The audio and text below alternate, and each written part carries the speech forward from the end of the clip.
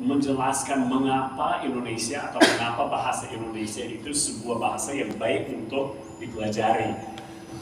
Namun, mengapa kami fokus dengan ini hari ini? Karena biasanya orang secara perorangan dia ingin tahu mengapa itu penting bagi dia, ya.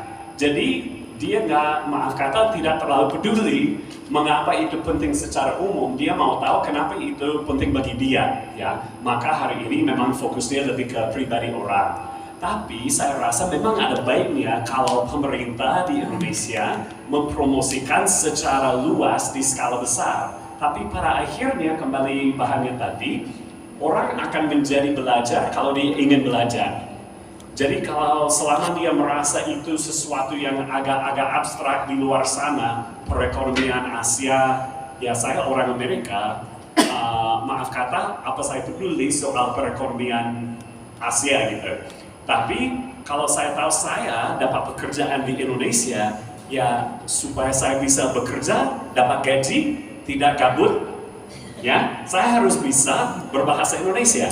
Jadi baru menjadi penting bagi saya, ya. Jadi saya setuju dengan Bapak, ada baiknya memang kalau promosikan secara lebih umum, secara lebih luas.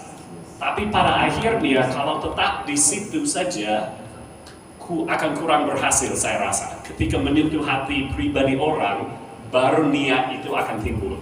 Ya, baru dia akan mau belajar dan baru dia akan bertahan melalui bermacam-macam liku-liku dalam proses pembelajaran sehingga pada akhirnya bisa. Nah, pada pertanyaan yang kedua tadi, pertanyaan yang bagus juga. Sebenarnya sudah kerap kali saya pertimbangkan menjadi WNI. Saya memang senang di Indonesia, begitu mengasihi tanah air ini. Namun persoalan keluarga Pak, bisa dibilang. Ya, kalau saya menjadi WNI, mau pulang mengunjungi ayah ibu saya, abang kakak adik saya harus mendapatkan visa dari negara asal saya.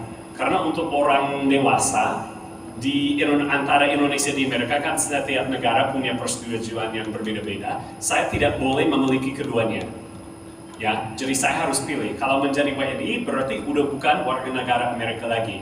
Berarti mau ke Amerika harus ada visa segala macam gitu.